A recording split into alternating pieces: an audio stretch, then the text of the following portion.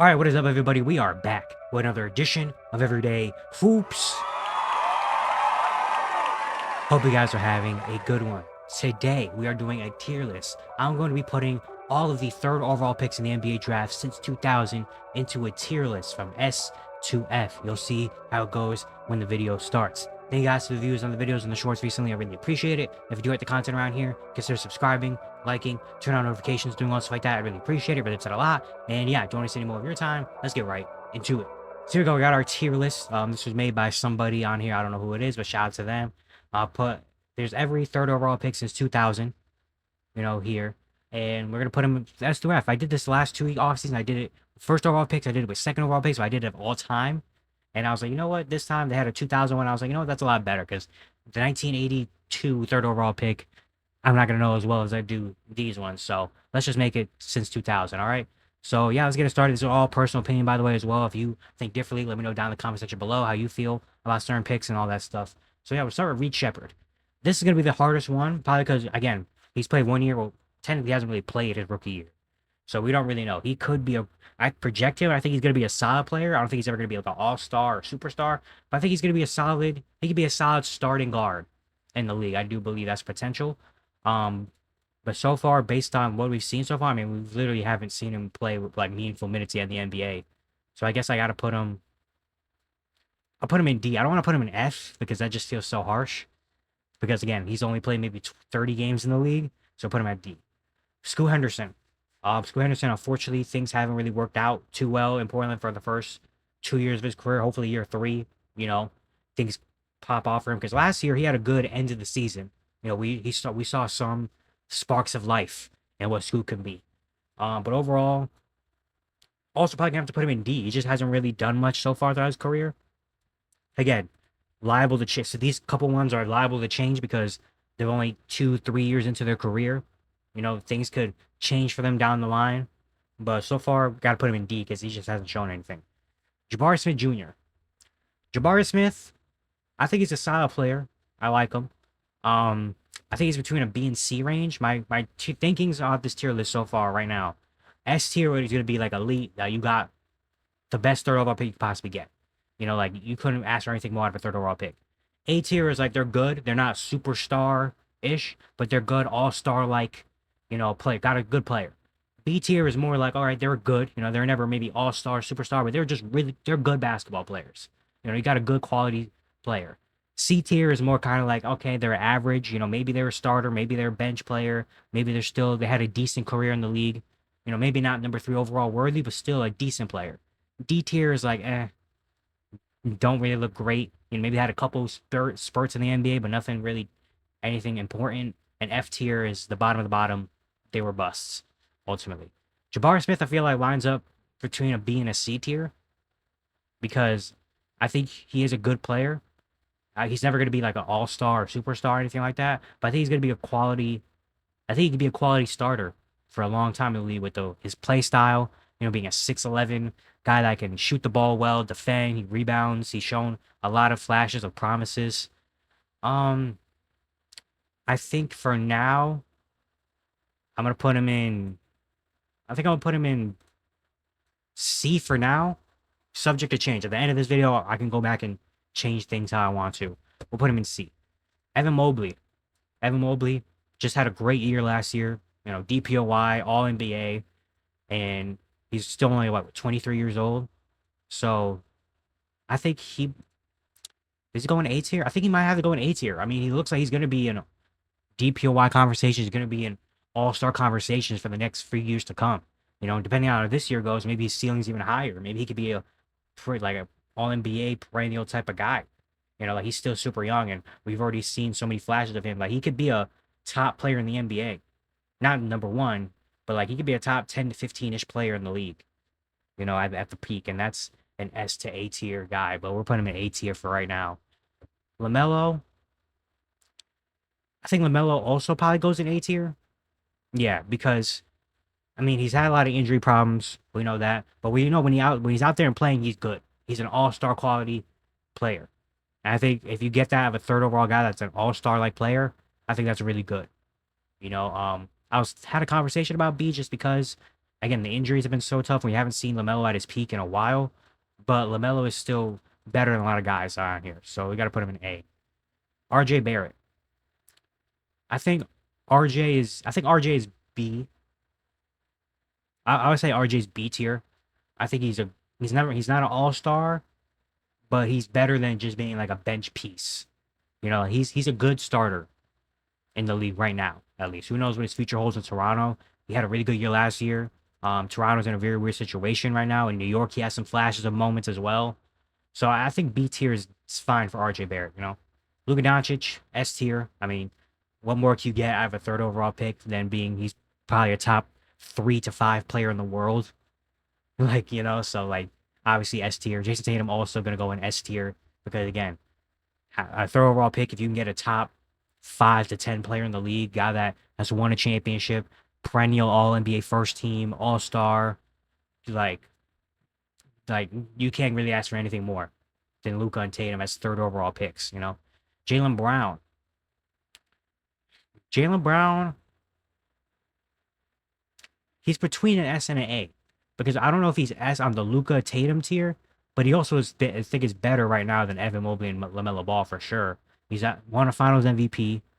He's been a multi-time All-Star, All-NBA guy, and getting out of a third overall pick, especially with his trajectory when he came in as like a more of a projected to be like a good wing defender, athletic wing defender type guy, jumping into being like an All-Star to being a Finals MVP. Like the projection of him is crazy. Oh man. If there was a tier between S and A, I would put him in there. If he's like right here, realistically, like right in between, like not the super caliber, but he's better than being just an all star. So, you know, I'll put him in S. I'll put him in S for right now. I'll put him in S because I think he's better than Mobley and LaMelo right now. I think I'll put him in S. Jahlil Okafor, unfortunately, has to be an F tier. Things didn't work out. The NBA kind of changed on him as a back to the basket big. Things like that just don't work in the league anymore. You're like ultra elite at it. And unfortunately, things didn't work out. He's still playing over in the G League and stuff, so shout out to him. But unfortunately, got to go in F. Joel Embiid also has to go S tier. I mean, getting an MVP, MVP player, a perennial All NBA first team when he's healthy. Again, the injuries have been a problem, but Joel Embiid as a player when he's out there, you can't. He's a top 5-ish player in the world when he's out there. So S tier for sure. Otto Porter is an interesting one because he was a good quality starter for a long time in the league. Won a championship with the Warriors on a good role player. Didn't have a long career. It was never like anything super amazing. But he was like a good quality starter for like 6, 7, 8 years in the league. And again, won a championship. I'll put him. He's between a B and a C. I think you're gonna go. I think he'll go C tier. I'll put him in C for now. I'll put him in C for now. I think that's a decent for him. Like he could move up to B. We'll see though. Bradley Beal, I think you put him in A. Again, he never became like an MVP, All NBA first team guy, but he became a multi-time All Star. Still playing in the league. Like he was pretty good. You know, All Star, led the league in scoring. Good play, A tier. Enes Freedom now. I think he's a C as well. Quality big man. Spent a long time in the league. But has awesome good teams. I think that's good enough to be a C tier. Derek Favors. I think he also goes in C tier.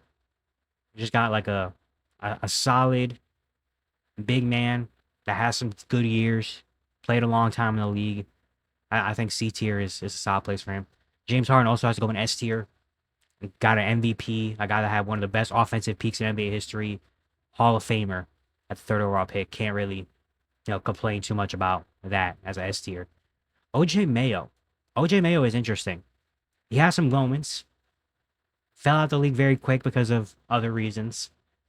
Was never anything super like insane, but has some good numbers. I feel like if I put OJ Mayo at B, I have to move like something because these guys didn't have like the numbers that OJ Mayo had, but they probably had more impact in terms of like winning and playing a role than OJ Mayo did. You know, OJ Mayo was good, but he never played for any. He was also on like the Bucks and like the Grizzlies that weren't anything insane. Even when the Grizzlies were good and stuff, he wasn't like a main guy. He was more of a complimentary piece. Um, I'll put I think C is fine for OJ. I'm now looking at RJ Barrett too. Um, hmm. You know what? I'm gonna put Otto Porter up at B. I'll move him up to B because I think he had a lot more impact. Al Horford. Um, is Al Horford S tier? I mean, a Hall of Famer. Nah, I think he goes in A. Hall of Fame guy. Probably like fringe Hall of Fame guy. Like just all star, all NBA guy. Really contributing to winning, one of the most winning players in NBA history. Like, I think A tier is good. Potentially S tier. Adam Morrison, fortunately another F tier, just didn't really work out in the league. Gonzaga legend, college basketball legend. Unfortunately, things didn't work out in the NBA for him. Darren Williams, I think is A tier. Multi-time All-Star, All-NBA, was potentially, like, you could make an argument he was one of the best point guards in the league at one point in time. Made playoffs a lot with the Jazz. Like, he was a hooper, man. Darren Williams was a real hooper. I think he goes in A tier. Ben Gordon won 6 man as a rookie, has some good years, fell out the league kind of fast, similar to what OJ Mayo did. So I think C tier is fine. Carmelo going S tier. I mean, Hall of Famer, third overall pick, one of the best top NBA, like top scorers in NBA history, top 75 player of all time. At third overall, can't complain. Mike Dunleavy, I think he also goes in C. Had a solid career, you know, played on some good teams, solid starting quality wing for a long time. I think C tier is fine. Pau Gasol, another S tier.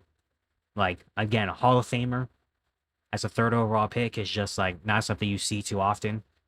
Well, not something you see too often, but just like you can't ask for anything more. Getting a Hall of Famer at third overall. And then Darius Miles. Darius Miles. Didn't do anything much. Had a solid career. You know, honestly, I want to look at. Oh, I'm not charging right here. I want to look at Darius. My phone right here. I want to look at Darius Miles' career really quick. His basketball reference, just to refresh myself, so we can really see what Darius Miles did in the league. 7-year career. How do you re-average 14 in Portland? How do you re-average 10 in Cleveland and Portland? Was out of the league by 27. All rookie first team. Man, that's tough. He's between a D and an F because he did have some years with good numbers, but he just fell out of the league so fast. Injuries played a part in it.